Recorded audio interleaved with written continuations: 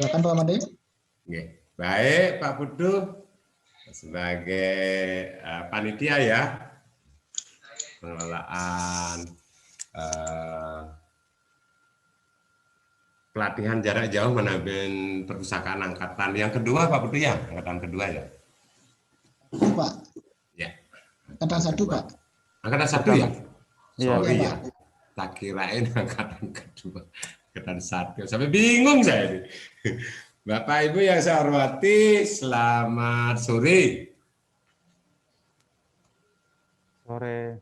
Selamat sore. Assalamualaikum warahmatullahi wabarakatuh. Waalaikumsalam. Waalaikumsalam warahmatullahi wabarakatuh. Salam, selamat sore. Om Swastiastu ya. Om Swastiastu. Bapak Ibu yang berbahagia, kita sapa teman-teman dari Bali ya. Berapa orang dari Bali? Dari Bali berapa orang? Berapa orang ya dari Bali? Acung tangan. Bali.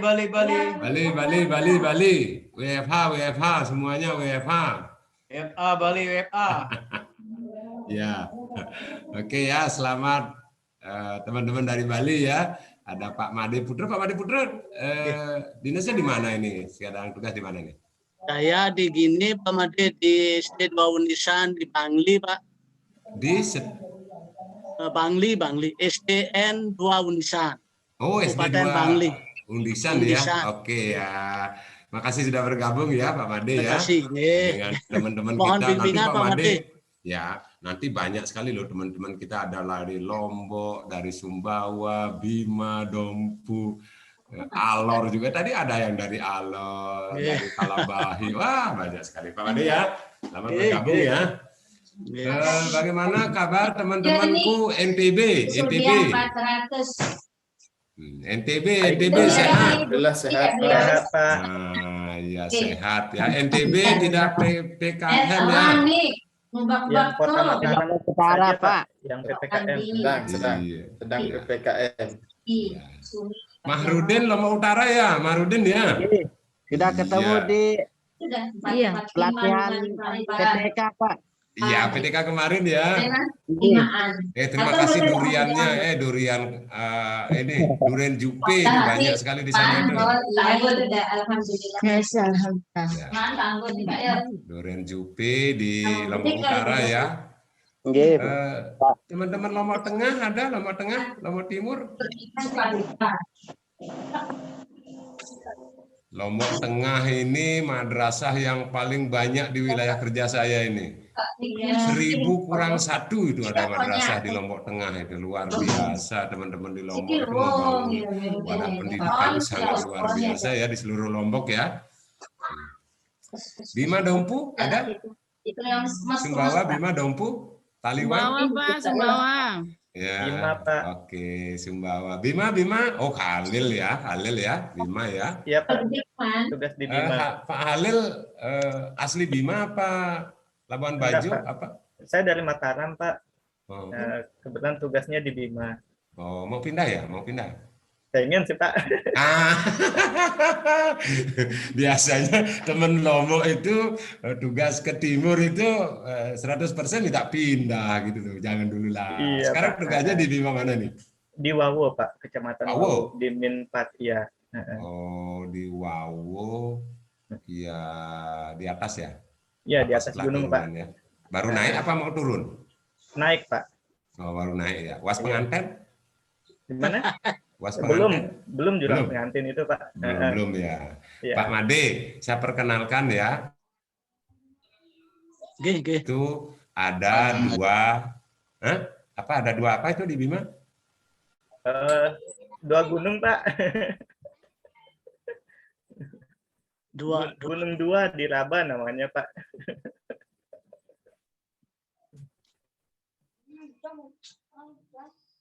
Macet Pak Made. Wah, sinyalnya Pak Made ini. Iya. Sinyalnya masih macet. 2 gunung di Raba Pak ya? Iya, 2 gunung di Raba.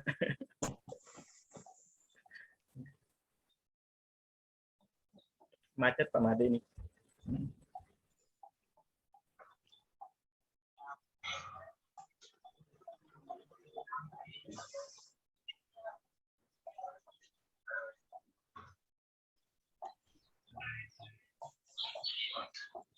Ini lab sinyalnya mungkin ya.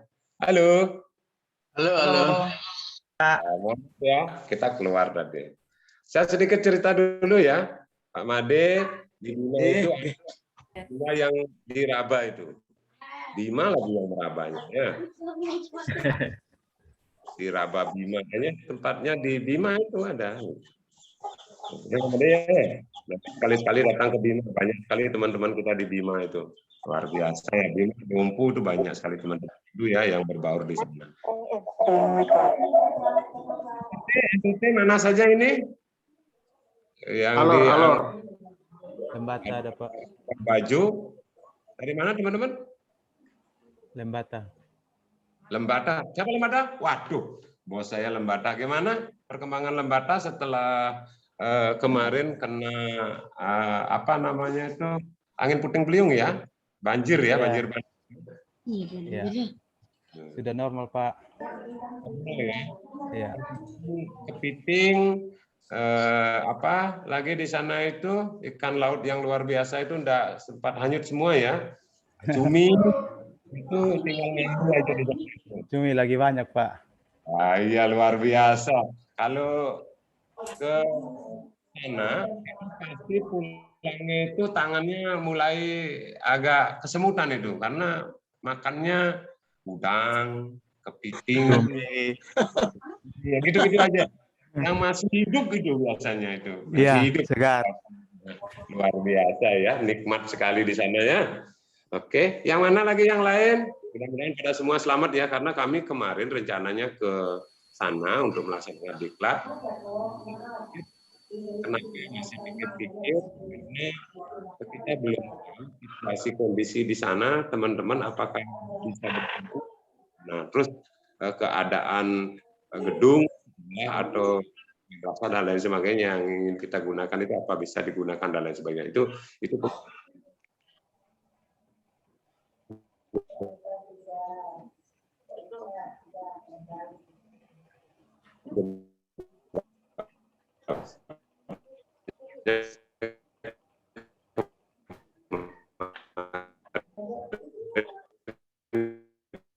Aduh.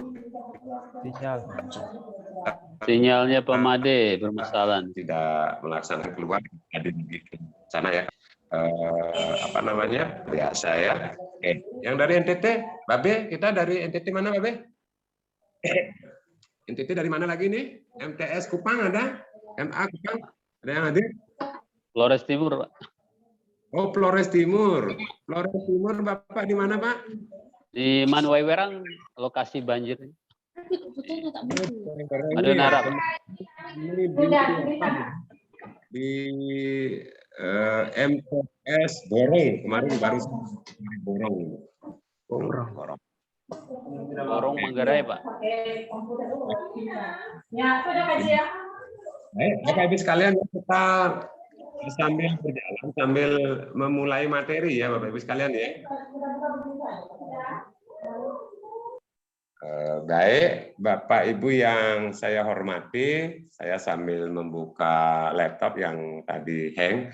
Kalau bisa kita gunakan laptop untuk materi ini sehingga share screen untuk materi bisa kita lakukan ya. Tunggu sebentar, saya masih buka laptop dulu sebentar ya. Tunggu dulu sebentar.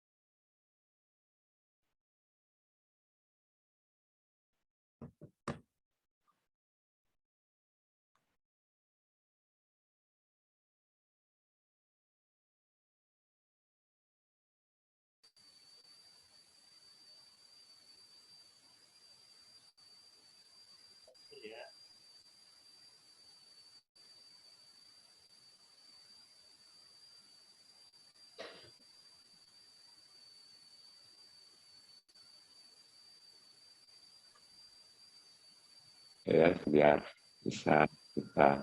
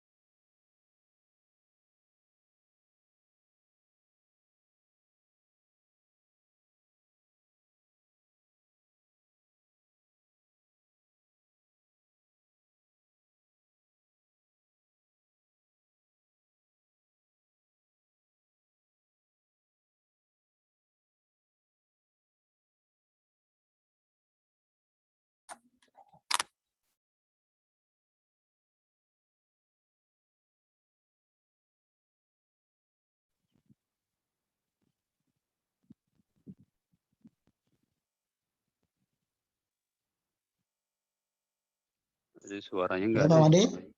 Pak Made?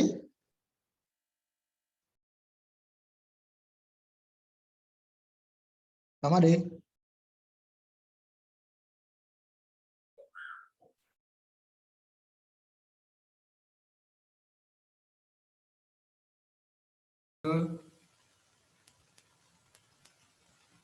Ya, langsung Pak Made tadi di mute itu. Sudah.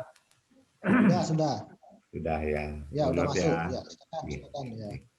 Jadi pokok-pokok program kita, kontrak kerja saya dengan Bapak Ibu sekalian untuk hari ini adalah pengantar ilmu manajemen perpustakaan. Dan besok kita lanjutkan dengan pengelolaan, ya, manajemen pengelolaan bahan pustaka. Jadi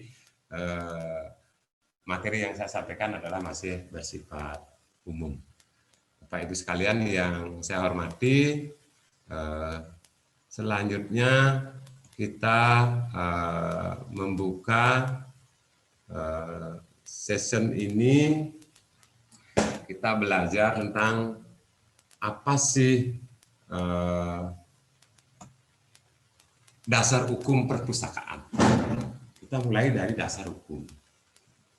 Kenapa memulai sebuah pelaksanaan manajemen pengelolaan perpustakaan itu mulai dari dasar hukum? Karena segala sesuatu yang dilakukan oleh instansi itu pasti berlandaskan dasar hukum yang mengaturnya. Dasar hukum sebagai landasan untuk mengatur itu adalah merupakan suatu kebijakan daripada pelaksana di lapangan. Bagaimana dia memulai, merencanakan, melaksanakan, serta mengevaluasi seluruh kegiatan yang akan dilaksanakan, maupun yang sedang dilaksanakan serta yang telah dilaksanakan. Kontribusinya seperti apa, bagaimana merencanakannya, bagaimana pola-pola perencanaannya, bagaimana pelaksanaannya, bagaimana mengevaluasinya, itulah dasar daripada sebuah manajemen pengelolaan perpustakaan itu sendiri. Baik, Bapak Ibu sekalian, dasar hukum yang paling kental yang digunakan dalam pengelolaan perpustakaan hari ini adalah Permendiknas nomor 25 tahun 2008. Yaitu ada 8 standar ya. Ada 8 standar pengelolaan pendidikan di Permendiknas nomor 25 tahun 2008 ya. Itu ya. Salah satunya adalah pengelolaan perpustakaan. Jadi seharusnya pengelolaan perpustakaan juga menjadi tanggung jawab pengawas pendidikan.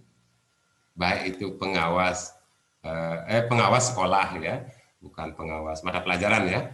Baik itu pengawas sekolah dasar atau pengawas dasar maupun menengah ya. Kalau pengawas dasar itu adalah SD, SMP, menengah itu adalah SMA, SMK. Itu diatur dalam Permendiknas nomor 25 tahun 2008.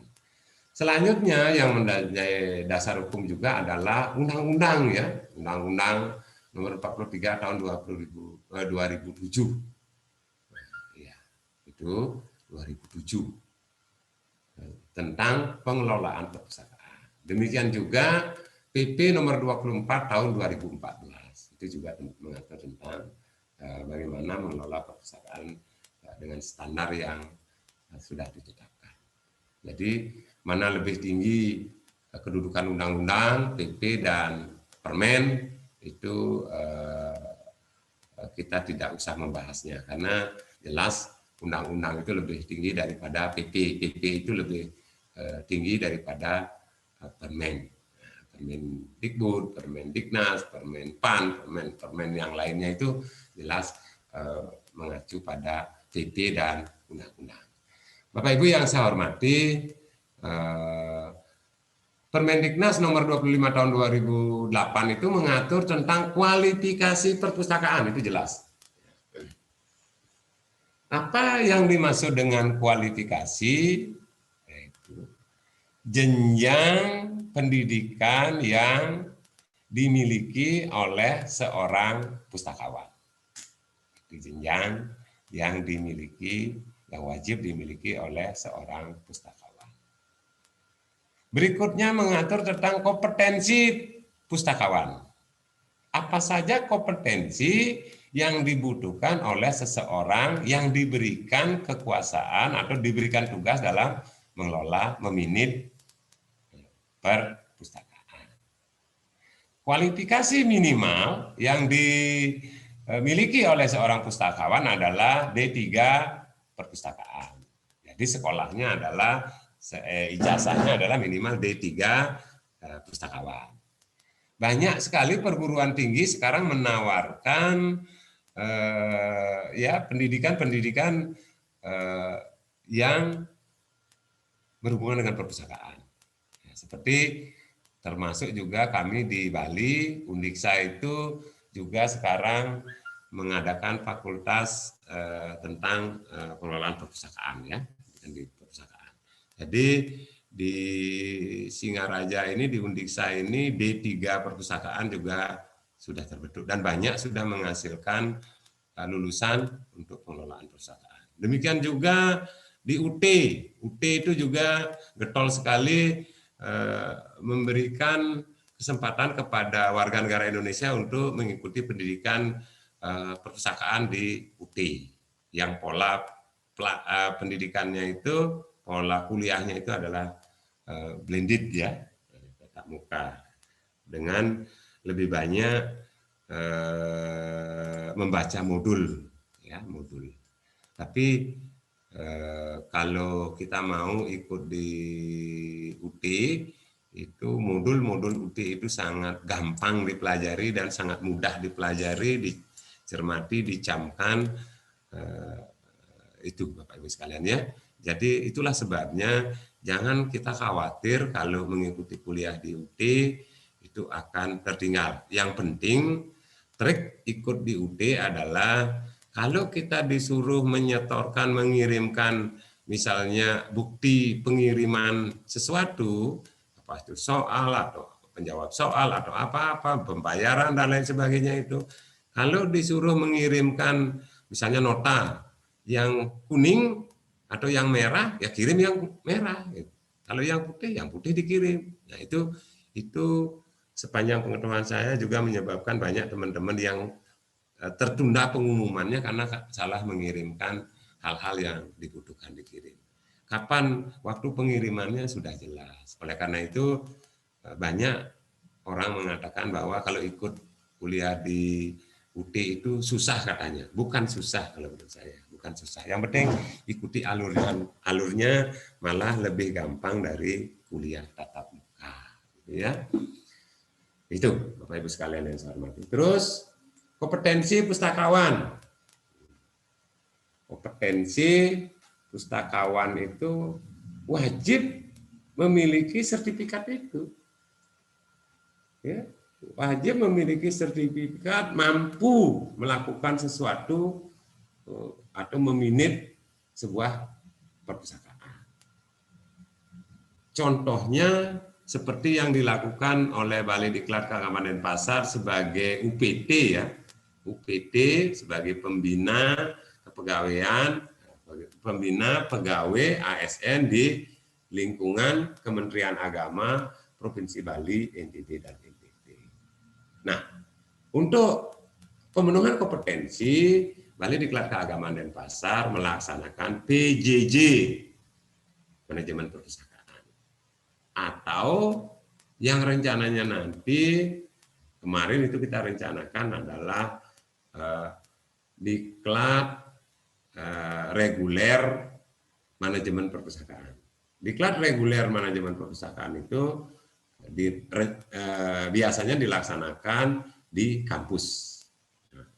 Jadi di kampus, demikian juga kurikulumnya itu ada sedikit perbedaan antara kurikulum penyelenggaraan diklat tatap muka reguler dengan model blended sekarang ini. Kalau reguler kita melaksanakan OL, jumlah jamnya itu seputar 6 sampai 8 jam. OL, observasi lapangan. Itu hadir ke tempat-tempat pengelola perpustakaan atau perpustakaan yang sudah dianggap mampu sebagai rujukan untuk pembelajaran. Seperti di Bali itu ada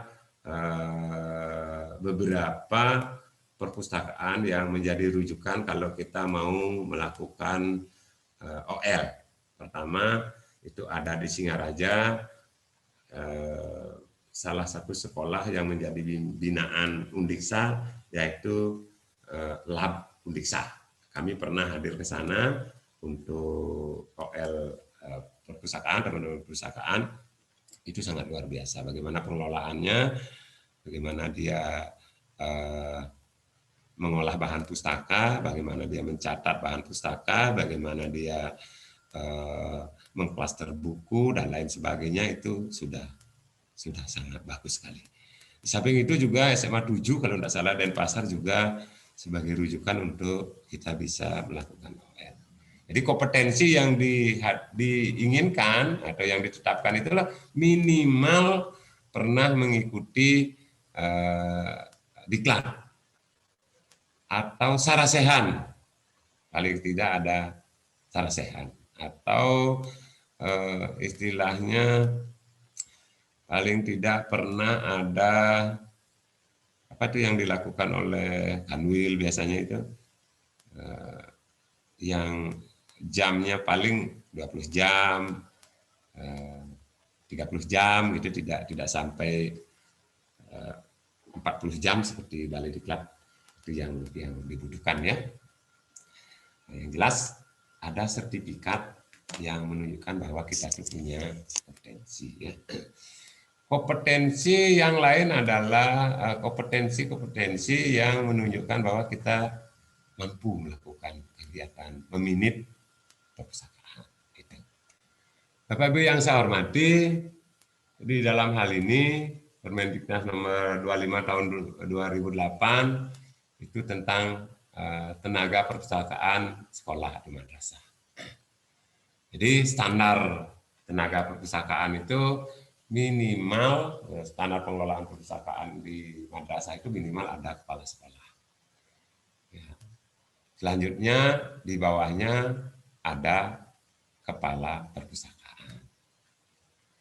Dan selanjutnya ada tenaga perpustakaan.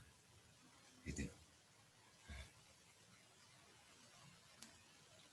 Bapak Ibu yang saya hormati, itulah standar tenaga perpustakaan minimal yang wajib harus ada di setiap perpustakaan yang dibentuk. Kalau di sekolah, saya ulangi lagi, minimal ada kepala sekolah, ada kepala perpustakaan, dan ada tenaga perpustakaan. Gitu. Karena pengelolaan perpustakaan itu tidak main-main. Jadi saya kira pengelolaan perpustakaan itu ya, pengolah pustakawan itu bekerjanya kalau serius ya, sesuai dengan ketentuan yang berlaku, itu sedikit lebih berat yang dilakukan oleh tenaga fungsional yang lain. Yang saya tahu itu adalah penyuluh, penghulu, fungsional yang ada di kita, arsiparis. Arsiparis juga sama beratnya dengan perpustakaan. Apalagi ya, guru. Gitu. Kenapa saya katakan pengelola perpustakaan itu berat? Ya?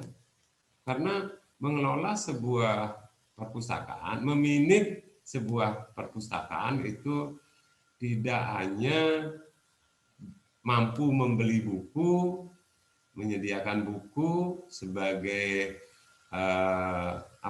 bahan cetak, gitu, atau bahan video atau suara, itu tidak hanya seperti itu saja, tetapi ada beberapa hal pokok yang harus dilakukan oleh seorang pustakawan.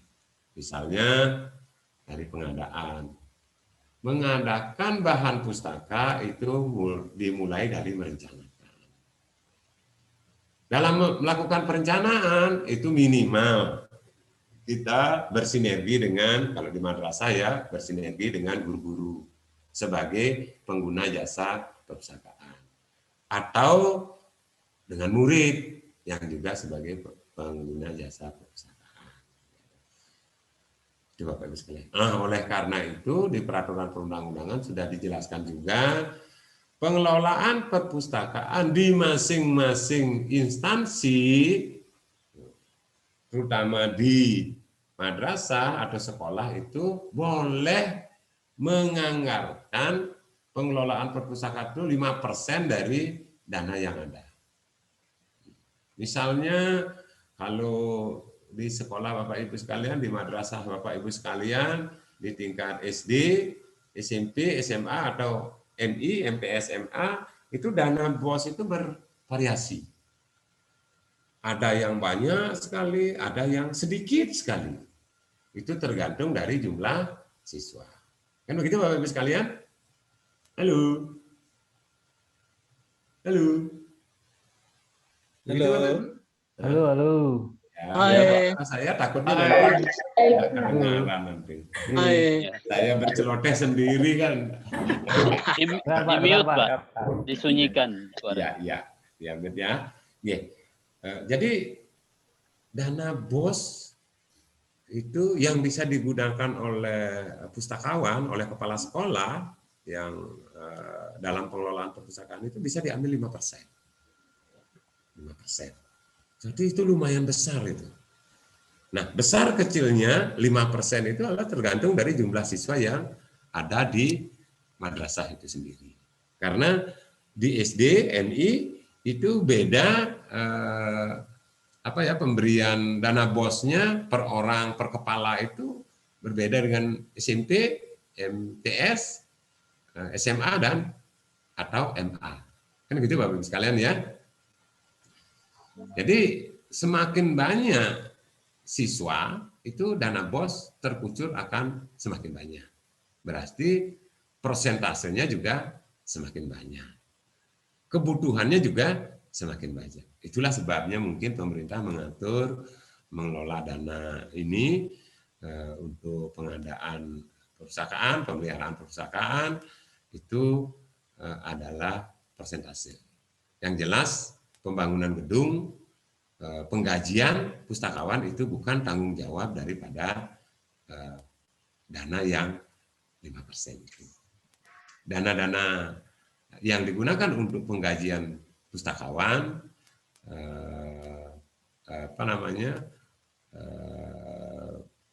pembuatan gedung itu adalah lain. Jadi perpustakaan itu ada setelah disediakan gedung.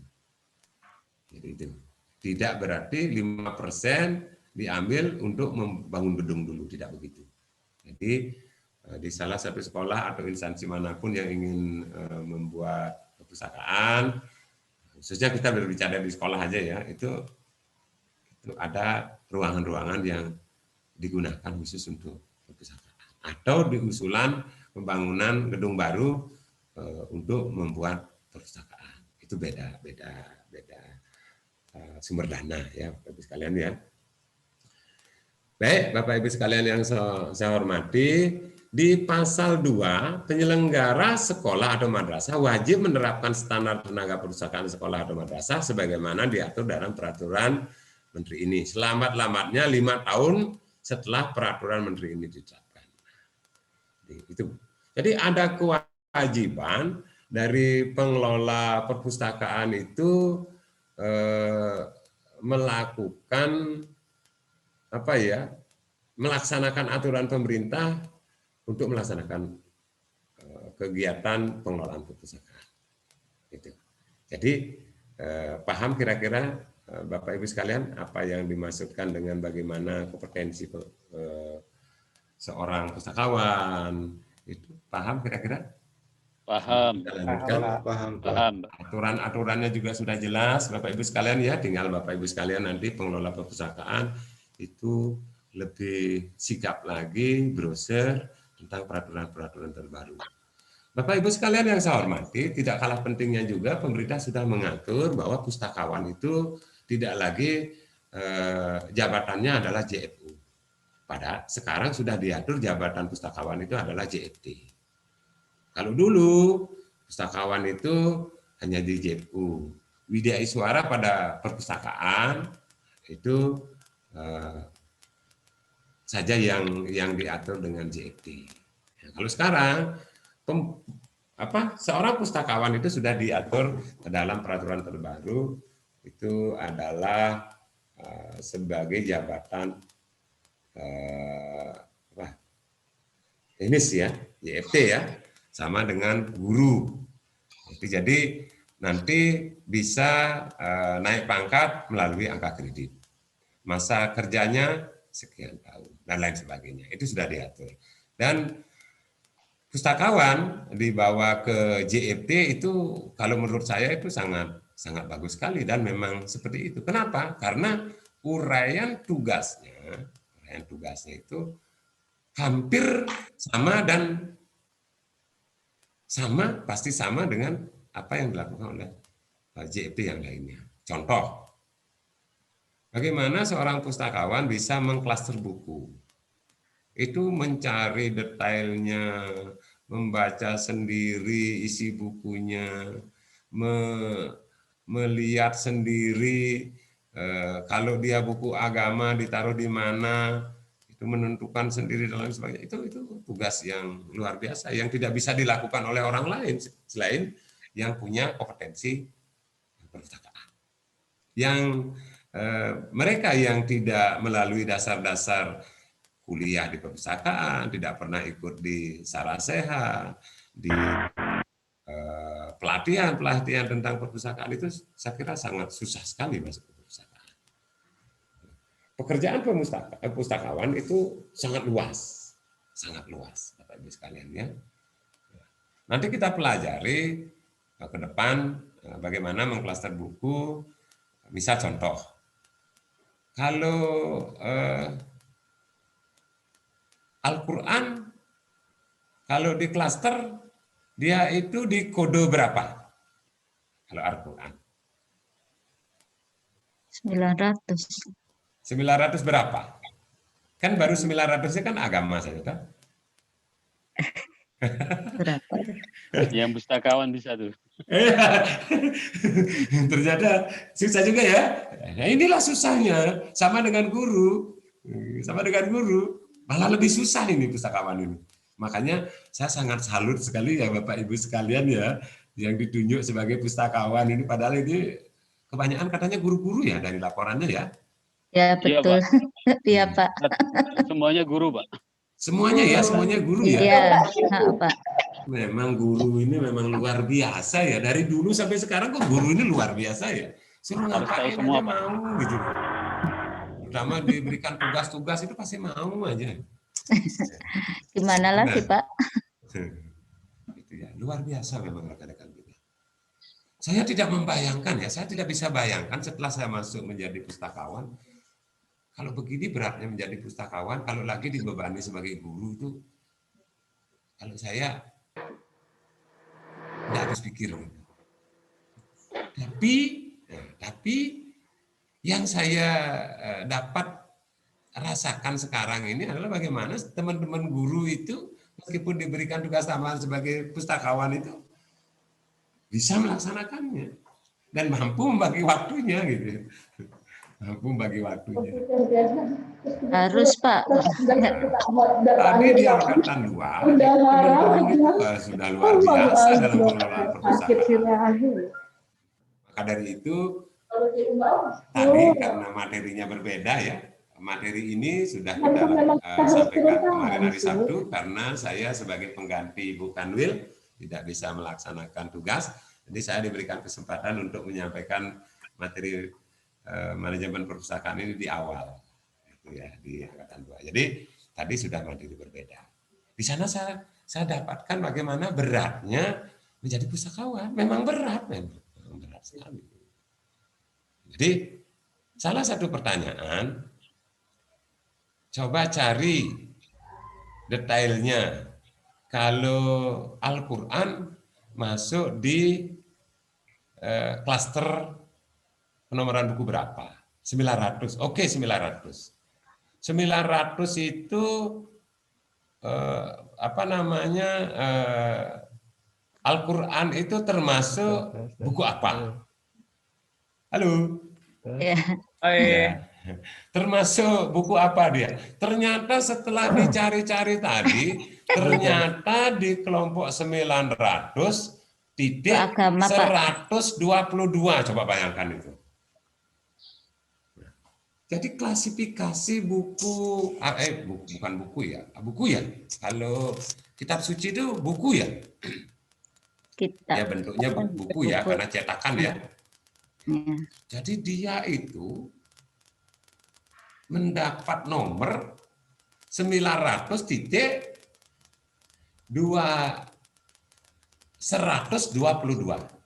Coba bayangkan. Ada aplikasi yang bisa membuka itu.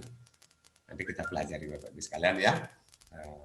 Nanti berikutnya. Sekarang ini tugas kita hanya membuka dulu bagaimana sih manajemen perpustakaan ini ya, pengantar manajemen perpustakaan. Ini saya mencoba membuka sedikit-sedikit seperti orang cantik, dibuka sedikit-sedikit mukanya begitu sehingga para peserta akan menjadi kepingin lagi tahu dalamnya begitu. Sehingga nantinya teman-teman WU yang lain akan mengantarkan lebih gampang. Karena dari itu membuka ini agak sedikit memerlukan teknik gaya yang mudah-mudahan bisa diterima oleh rekan-rekan semua. Di pemahaman tentang bagaimana mengelola perpustakaan itu penting sekali mengawali bagaimana kita akan berbuat dalam pengelolaan perpustakaan karena ini adalah tugas mulia yang diberikan oleh pimpinan dalam pengelolaan memanage perpustakaan ini. Baik, Bapak Ibu sekalian, apa yang perlu diketahui tentang perpustakaan? Berikutnya adalah Undang-Undang Republik Indonesia Nomor 43 Tahun 2007 tentang perpustakaan. Perpustakaan adalah sebuah institusi. Institusi itu adalah berupa kementerian ya atau lembaga ya. Kementerian atau lembaga yang khusus mengelola koleksi karya tulis atau karya cetak dan atau karya rekam. Itu. Jadi Bapak Ibu sekalian, biasanya kalau kita perpustakaan itu yang pertama baru masuk lihat buku kan gitu ya. Buku, pokoknya buku berak-rak tuh buku kesana, buku kesini, buku kesana, buku kesini, buku saja. Di samping buku sebagai bahan cetak juga ada karya bentuk rekaman. Apakah rekamannya suara atau video. Kan begitu, Bapak Ibu sekalian? Kalau di sekolah mungkin baru karya cetak aja ya, lebih banyak ya. Halo. Iya, Pak. Halo. Iya, Pak, ya. Banyak. Sementara yang Bapak Ibu sekarang kelola itu bahan cetak aja ya? Iya, Iya, Pak, ya. Pancetak aja. Bahan cetak. Ya, enggak apa-apa. Apakah itu salah? Tidak juga. Apakah itu salah? Tidak juga. Nah, nanti ke depan pengelolaan perpustakaan Bapak Ibu sekalian bisa lakukan mulai sekarang. Misalnya, jika ada seorang guru atau Bapak sendiri melakukan kegiatan PTK, itu kan direkam itu. Bagaimana Bapak Ibu sekalian melaksanakan PTK kan? Buka kelasnya bagaimana? Itu bisa direkam itu sebagai bahan pustaka. Rekaman itulah Bapak Ibu sekalian taruh di perpustakaan. Nanti kalau ada yang meminta, teman-teman guru, coba lihat PTK-nya si Anu dulu. Gimana rekamannya, bagaimana dia mengajarnya, bagaimana dia membuka kelasnya, terus bagaimana dia mengelola kelasnya. Itu kan direkam dalam satu video. Ada suaranya, ada gambarnya. Nah, itu juga bisa dimasukkan nanti di dalam pengelolaan bahan pustaka. Ya, karena dia bentuknya adalah video atau suara. Itu ya, Bapak-Ibu sekalian. Ternyata perpustakaan itu harus digarap secara profesional. Ya. Jadi tidak main-main seorang petugas perpustakaan itu bukan sekedar hanya orang-orang yang mungkin kekurangan jam mengajar ya. Mudah-mudahan tidak ya Bapak Ibu sekalian ya. Tidak. Bukan gara-gara kekurangan jam mengajar ya. Tidak, Pak. Tidak. Kelebihan, Pak. Ya. Malah lebih lagi, Pak.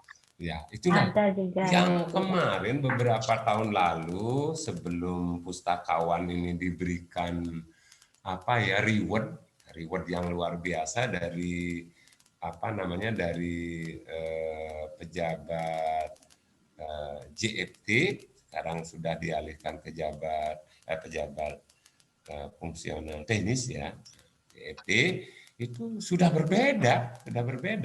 Kalau dulu pustakawan dengan pola kerjanya JFU itu tidak paham apa yang harus dilakukan dan lain sebagainya. Kalau di sekolah ya, beda dengan perusahaan yang memang dikelola oleh pustakawan ya. Itu paling Bapak pengelola perpustakaan atau Ibu pengelola perpustakaan, katanya saya boleh pinjam buku ini gitu misalnya. Anak kelas 5 datang ke sekolah, 5 MTS ya, MI ya. Nah, itu datang ke perusahaan, saya minta pinjam buku mata pelajaran ini. Paling sebentar cariin dulu, paling gitu pengelola perusahaan. Tapi kalau sekarang tidak bisa lagi seperti itu. Tidak bisa lagi.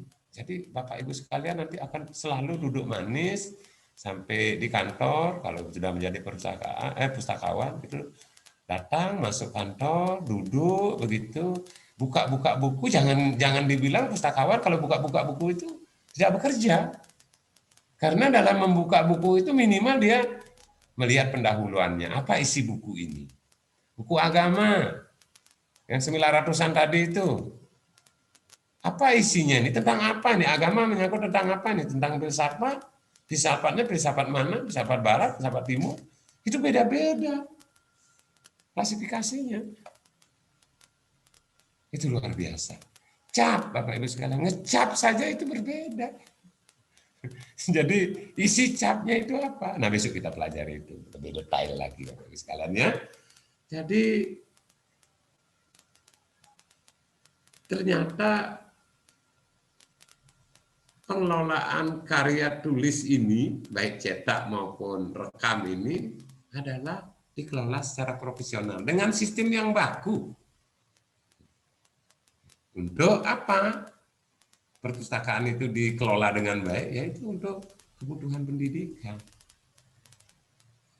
Siapa aja yang memerlukan sesuatu, pengetahuan, itu adalah larinya ke perpustakaan. Tapi zaman sekarang, sesuai dengan perkembangan zaman, perpustakaan itu sudah mulai berkembang, sangat luar biasa juga. Aplikasi-aplikasi peminjaman buku itu banyak sekali sudah ada. Aplikasi-aplikasi tentang bagaimana kita mengelola perpustakaan itu banyak sekali ada. Tinggal kita sekarang bagaimana mau membuka-buka, mau browser, mencari-cari bagaimana caranya mengelola perpustakaan dengan mudah. Nah, oleh karena itu sangat dibutuhkan orang-orang yang punya kompetensi perpustakaan untuk mengelola Perpustakaan. Ya, untuk mengelola perpustakaan. Nah, diharapkan ke depan itu adalah mereka yang minimal punya ijazah perpustakaan. Gitu. Nah, dari itu sebelum dimulai pemerintah sudah menyiapkan orang-orangnya. Nah, ke depan mudah-mudahan ini terjadi, jangan sampailah lagi guru kita itu dibebani tugas tambahan gitu. Tugasnya sendiri saja sudah luar biasa sampai tidak bisa naik pangkat sekian periode ya, kayak saya ini ya sudah tidak bisa naik pangkat ya. Ini gara-gara alasannya, saya disuruh ngurus perpustakaan dan tidak sempat ngurus naik pangkat gitu ya. Kalau begitu nanti kita di akhir setelah pensiun itu menjadi rugi. Oleh karena itu pangkat harus dikejar. Setinggi-tingginya pangkat harus dikejar karena pada saat kita tua itu pangkat itu sangat berpengaruh terhadap gaji yang kita akan terima setelah dipotong hanya kita dapatkan 80% ya kira-kira ya, potong tunjangan sertifikasi, potong tunjangan apalagi ya kalau di Kementerian Agama itu luar biasa itu, ada gaji, ada sertifikasi, ada remunerasi, ada tunjangan Kinerja. iya, tunjangan kinerja, tunjangan makan, lauk pauk. Makanya di Timur, teman-teman di Diknas itu beberapa yang jeli itu sudah pindah ke Kementerian Agama. Guru-gurunya sudah pindah ke Kementerian Agama karena gajinya itu berlipat-lipat. Coba lihat. Bandingkan pegawai Kementerian Agama dengan pegawai lain di Pemda.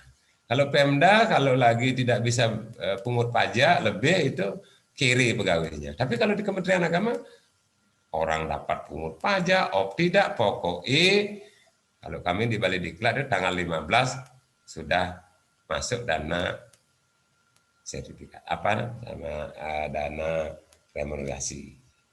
Tanggal 25 masuk dana tunjangan makan. Tanggal 1 gaji. Nah, itu kita kurang apa lagi? Kalau orang yang bisa mengelola, tidak boros, anak soleh, bisa menabung, itu pasti tidak akan terjadi korupsi di Kementerian Agama lagi. Karena gajinya sudah sangat cukup untuk kehidupan dalam 1 bulan. Itu ya. Itu. Bapak Ibu yang saya hormati, ternyata pengelolaan perpustakaan ini dari apa itu perpustakaan itu adalah memang betul-betul membutuhkan uluran tangan dingin dari orang-orang yang memang betul-betul punya kredibilitas tentang itu. Bapak Ibu sekalian yang saya hormati, perpustakaan itu ada beberapa jenis ya, ada perpustakaan umum dan perpustakaan khusus ya. Perpustakaan umum itu ya untuk umum, kalau khusus itu seperti Balai Diklat Keamanan Pasar, perpustakaan sekolah itu khusus itu untuk di sekolah-sekolah aja wilayah kita saja gitu. Jadi kalau perpustakaan khusus itu adalah perpustakaan yang diperuntukkan secara terbatas bagi pemustaka di lingkungan lembaga pemerintah dan kemasyarakatan atau lembaga pendidikan keagamaan, rumah ibadah, atau organisasi lainnya. Itu perpustakaan khusus. Kalau perpustakaan umum seperti perpustakaan daerah, perpustakaan perguruan tinggi itu umum sifatnya. Jadi siapa aja bisa hadir ke sana melakukan penelitian, relaksasi ke sana sambil baca-baca, sambil rekreasi di sana. Karena sekarang pengelolaan perpustakaan dari gedungnya, dari pelayanannya itu sudah beda. Kalau yang tidak ingin ke perpustakaan ya bisa pinjam buku lewat Google, tetapi kita masuk dulu anggota perpustakaan mana kita mau masuk. Apakah kita tidak bisa membaca di saat-saat pandemi begini? Kalau ada buku yang diingat, sangat bisa. Karena kita sudah bergabung dalam suatu organisasi perpustakaan. Tinggal kita mohon, tolong pinjamkan buku tentang ini, tentang ini, tentang ini. Kita diberikan linknya, buku akan bisa dibuka sendiri dan dibaca sendiri. Mau download, mau print dan lain sebagainya, itu sudah sangat mudah. Itu. Jadi kalau pengelola perpustakaan tidak punya komitmen, tidak punya keahlian tentang itu, saya yakin perpustakaan itu akan menjadi stagnan. Itulah pentingnya bagaimana kita mengelola perpustakaan itu dengan baik. Ya. Sebagai pengantar ilmu perpustakaan itu, perpustakaan itu adalah gudangnya pengetahuan. Itu gudangnya pengetahuan. Bentuk-bentuk perpustakaan itu banyak. Alat tempat penyimpanan itu juga banyak. Bapak sekalian ya. Itu. Nah, sekarang perpustakaan itu sering ngirim ke Google, sering ngirim kemana-mana gitu. Jadi di Google itu bisa juga diambil bahan-bahan yang dibutuhkan oleh masyarakat sebagai pemustaka. Jadi kembali lagi, pustakawan itu adalah orang yang memiliki kompetensi yang diperoleh melalui pendidikan dan atau pelatihan pustakawan. Itu Bapak Ibu sekalian ya. Oke. Apa itu pemustaka? Pemustaka itu adalah pengguna layanan perpustakaan. Atau kasarnya adalah tamu-tamu yang hadir ke perpustakaan. Apakah dia guru, siapapun, kalau hadir ke perpustakaan tujuannya adalah untuk mencari buku, membaca, dan lain sebagainya, itulah pemustaka. Tidak terbatas orangnya. Kalau dia datang ke perpustakaan untuk membaca, meminjam buku, mendengarkan suara rekaman, menonton video yang ada hubungannya dengan pendidikan tadi, ada hubungannya dengan sejarah, sebagai bahan penelitian, sebagai bahan untuk mengajar, sebagai bahan untuk apapun yang lainnya, untuk kegiatan masyarakat, itu adalah seorang pemustaka. Bapak Ibu yang saya hormati, bahan pustaka sudah kita jelaskan tadi, itu merupakan hasil dari rekaman karya tulis. Rekaman karya tulis itu rekamannya berupa cetakan. Ya. Hasil karya tulis yang dicetak. Cetakannya itu ada berbentuk majalah, buku, atau apapun yang dicetak. Cetak yang ditulis, dan atau karya rekam, Bapak sekalian ya, yang bisa direkam itu, yaitu termasuk bahan-bahan pustaka. Nah, itulah yang perlu kita kelola ke depan sebagai seorang pustakawan. Pustakawan yang punya tanggung jawab dalam melakukan pelayanan dengan maksimal. Karena pustakawan sekarang diberikan ruang keleluasaan untuk bergerak, melakukan inovasi secara sendiri sesuai dengan kemampuan daripada seorang pustakawan. Nah, itulah sebabnya kita diberikan keleluasaan lebih luas lagi dengan penentuan jabatan fungsional. Nah, itu sekalian ya. Jadi kita lebih bebas. Nah, jabatan fungsional juga ditandai dengan adanya organisasi seperti kalau di guru PGRI, kalau di dokter ID, kalau di perpustakaan pustakawan, kalau di perawat itu Ikatan Perawat ya seluruh Indonesia, itu suatu organisasi mandiri yang selalu nanti ada kode etiknya. Jadi pustakawan juga dilarang keras untuk mungkin menyebarkan hal-hal yang dianggap rahasia untuk bahan pustaka yang wajib dipertahankan oleh pemustaka untuk tidak disebarluaskan. Jadi Bapak Ibu sekalian yang saya hormati, itu adalah pustakawan. Pustakawan juga punya organisasi perkumpulan. Nah ini sudah saya sampaikan tadi, adalah mereka itu tergabung dalam organisasi khusus yang namanya pustakawan. Selanjutnya sudah kita juga jelaskan tadi, sumber daya perpustakaan itu adalah semua tenaga, sarana, prasarana, dana yang dimiliki dan atau dikuasai oleh perpustakaan. Jadi sumber daya perpustakaan itu kalau istilah kerennya adalah perangkat keras dan perangkat lunak.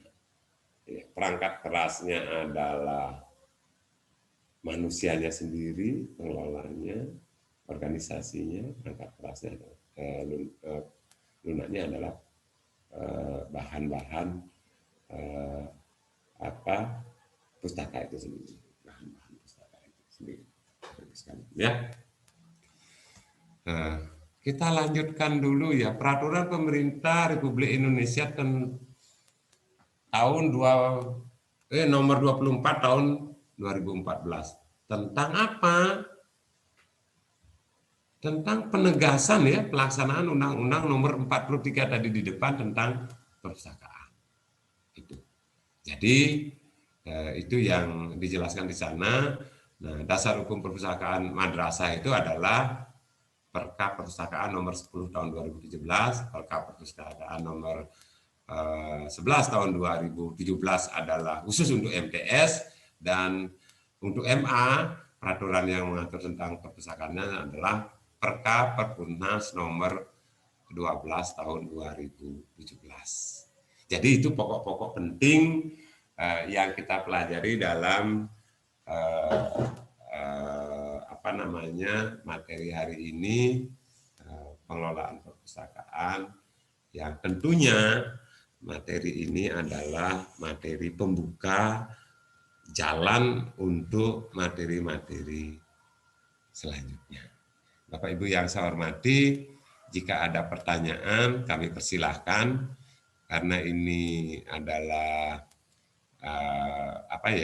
materi-materi penguatan begitu.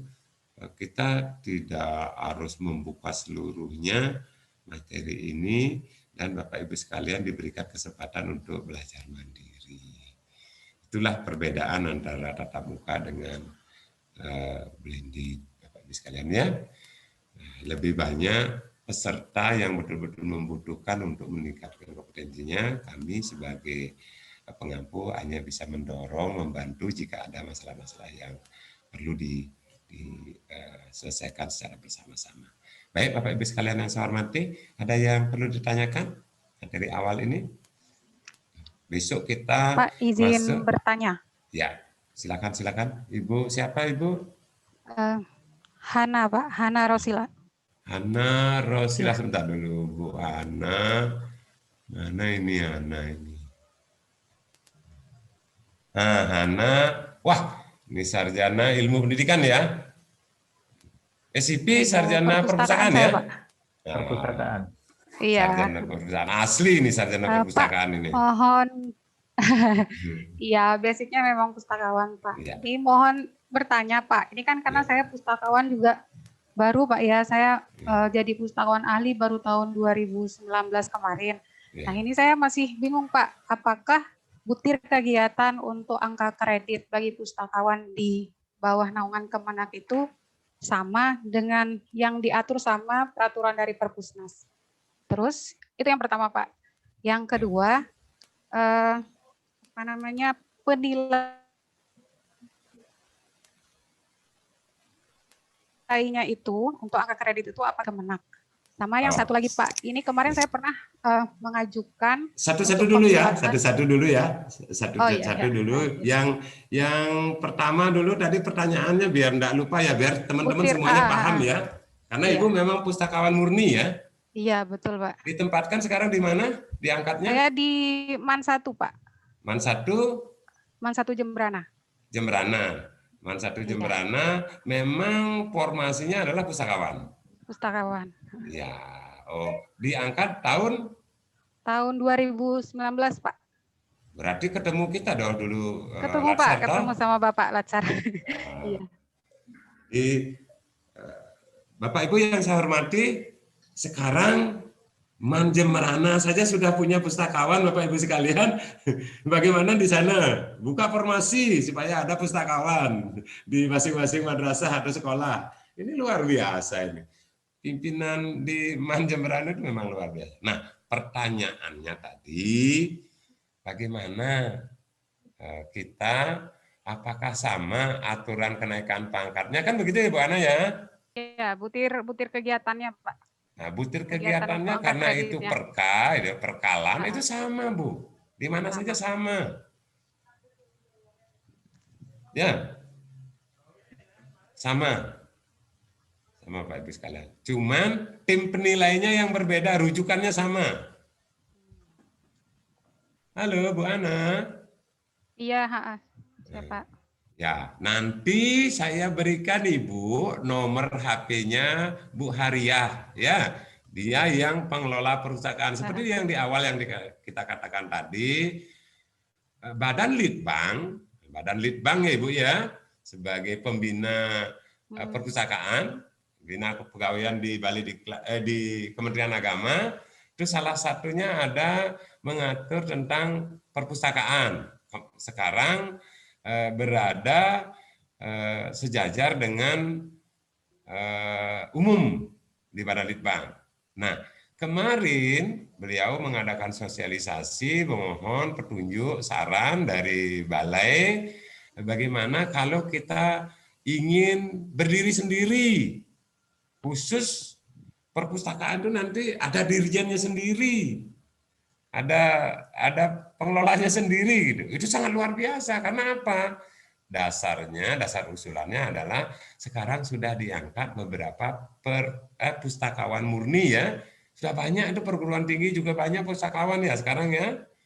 Nah, iya. Oleh karena itulah akan dibuat, mudah-mudahan katanya kemarin menurut informasi itu sudah maju Bu, sudah maju. Mudah-mudahan nanti segera turun sehingga Ibu Bu Ana tidak dirugikan karena Ibu hari ini sudah menjadi pustakawannya. Kasihan nanti naik pangkatnya juga tertunda gara-gara tim penilainya enggak ada. Kan begitu toh harapannya Bu Ana? Ya, itu bingung saya Pak. Ya, nah kebingungan Ibu nanti mudah-mudahan ya sebentar atau besok kita sudah dapat jawaban bagaimana pola pengaturan kenaikan pangkat, siapa yang, kalau misalnya Ibu sekarang pangkat golongannya berapa? Baru Pak, di 3A. 3A. Nah, kalau di golongan 3, apakah boleh di Kanwil atau Kemenang? Kan itu pertanyaannya nanti toh untuk pengawasan angka kreditnya Iya. toh, Dupaknya. Nah, kalau misalnya boleh di Depak, di Kemenang gitulah, Kemenang Kabupaten Kota, terus apakah di sana sudah siap ada tim angka kredit, kan begitu dong pertanyaan berikutnya dong. Kan Bu Ana? Iya, iya betul Pak. Kan gitu dong, kebingungan Anda di sana dong. Ya, wajar Bu Ana itu ya. yang saya tanyain Pak. Halo Bu Ana. Terputus Bu Ana. Iya, halo Pak. Oke. Itu dah yang menjadi ketakutan kita tuh secara bersama. Iya betul Pak, itu yang bikin saya bingung juga sebenarnya Pak. Oke. Ya, sebentar kami tanyakan kepada Bu Hariah di Pusdiklat, di Puslitbang tentang bagaimana pola usulan Dupak dari teman-teman yang segera harus naik pangkat. Kan gitu Bu Ana ya? Iya. Mudah-mudahan nanti ada jalan, nanti saya berikan nomor teleponnya pada Ibu, nanti Ibu yang tanyain ya. Siap Pak, siap. Oke, kalau langsung kepada orangnya itu kan biasanya apakah disuruh ngirim ke sana atau gimana kan itu enaknya toh. Iya. Ya. Terus pertanyaan berikutnya Bu Ana. Ini satu lagi Pak, ini kan saya pernah mengusulkan untuk mendirikan perpustakaan digital, cuma terkendala dengan SPJ Pak. Karena kan kalau perpustakaan digital, dia bukunya kan tidak tercetak gitu Pak, bukti fisiknya nggak ada gitu. Iya, iya. Apakah ada solusi Pak, biar saya tetap bisa membangun perpustakaan digital untuk instansi saya? Terima kasih Pak. Oke, terima kasih ya Bu Ana ya. Perpustakaan manual kan pasti ada sudah di sana toh? Ada Pak. Ya, nah sekarang Ibu mau membangun perpustakaan di digital. Nah, terus gunakan itu dana yang 5% itu, tunjukkan itu. Cuma SPJ-nya itu katanya tidak bisa dipertanggungjawabkan Pak, karena kan kita beli bukunya tuh buku digital Pak ya. Bukti fisiknya tuh nggak ada gitu Pak. Jadi itu yang menjadi kendala sampai sekarang perpustakaan digital belum bisa saya bangun di instansi saya. Oh iya. Nanti kita tanyakan lagi ke Bu Hariah ya. Perguruan gitu, tinggi ya. gimana caranya mengelola perpustakaan kalau dia digitalisasi perpustakaan kan kita Iya, harapkan digitalisasi perpustakaan. Iya betul sekarang, Pak, toh. betul. Bagaimana cara pembeliannya? Saya kira pasti ada solusinya itu. Iya. Sekarang kan kita Terima kasih Pak. digitalisasi perpustakaan ya Bu Ana Iya ya. betul Pak. Nah, ini Iya. memang betul-betul pertanyaan yang memang sesuai dengan zamannya ini. Iya. Harus kita bahas. Iya Pak. Terus yang ketiga tadi? Sudah itu Pak. Tadi kan 2 sudah terjawab. Ini satu lagi yang perpustakaan. Terima kasih Pak. Iya, terima kasih Bu Ana. Selamat bergabung ya di Man Jemberane. Mudah-mudahan para pemustaka di sana dapat terlayani dengan maksimal ya Bu Ana ya. Ya siap Pak, siap. Salam dengan kepala sekolah di sana, kepala madrasahnya. Ya siap Pak. Man Jemberane selalu nomor 1, selalu di hati itu. Bimbingan Pak Sugeng luar biasa itu Pak Aris di sana ya. Jadi ya, Pak. para juara selalu lahir dari Man Jemberane itu untuk mendukung Kanwil Agama Provinsi Bali di bidang pendidikan tuh Man Jemberane sangat berkontribusi dan man-man yang lainnya ya, tidak mengurangi arti ya. Kalau NTT itu banyak sekali juga man-man yang sangat mendukung ya. Baik, yang lain kira-kira ada pertanyaan? Jangan sampai ada sepakat untuk diam, tidak bertanya. Jadi, ada, kalau tidak ada, ya apa yang kita bisa lakukan? Kecuali tutup. Siap, Pak. Iya. Kan begitu dong, kita lebih baik terus terang daripada terang terus, gitu kan? Iya. Oke, apalagi saya punya alasan dari pagi sampai hari ini nih, sampai jam segini nih, mohon maaf sekali belum mandi nih, terus terang aja. Mandi ini tidak sempat mandi, pulang ambil nasi sudah ditelepon Pak Putu, Pak Bade ingat jam 14 harus masuk kelas, istri saya sampai ketawa aja dari itu. Bapak sudah mau pensiun kok gini kerjanya katanya. Tidak apa-apa lah ya, saya bisa bertemu, bertatap muka dengan rekan-rekan semua. Ada Pak Andi, ada Pak Sukran, Pak Rista, Pak Udin, dan semua teman-teman yang lain yang belum saya sempat sapa ya, Bapak-Ibu sekalian ya. Selamat sudah bergabung dengan para pustakawan di wilayah kerja Bali Diklat Kagama Denpasar. Segala sesuatu yang berhubungan dengan perpustakaan, mari kita kerjakan bersama ya. Jangan sampai ada perasaan kalau bukan dari Pak Made atau dari Bali Diklat Kagama Denpasar memberikan petunjuk, saran, itu kalian tidak berani melakukan sesuatu. Tapi saya juga berharap Bali Diklat Kagama Denpasar hanya sebagai sebuah UPT yang diwajibkan untuk melakukan pembinaan, tapi model-model pembinaannya mungkin kayak Bu Ana itu lebih paham ya, karena Bu Ana memang pustakawan. Suatu ketika kami undang nanti bagaimana mengelola perpustakaan di Bali Diklat Kagama Denpasar. Siap Bu Ana, tak jemput? Siap. Oke ya, nanti kalau ada diklat perpustakaan Bu Ana nanti ikut bantu-bantu ya. Oke, atau pindah saja ke Bali Diklat Kagama Denpasar jadi pustakawan di sana. Jangan Pak, masih dibutuhkan nih Pak di Man 1. Saya geret dari Pak kepala kantornya di sana Pak, halamannya, tapi malu lah ya. Oke, dimanapun kita dinas itu kalau sudah dinikmati akan menjadi baik ya. Oke, Bapak Ibu sekalian, kalau tidak ada boleh kita live, Pak Putu. Oke, siap. Hari ini. Live Pak, bukannya live lagi Pak. Live, ya live. Ya.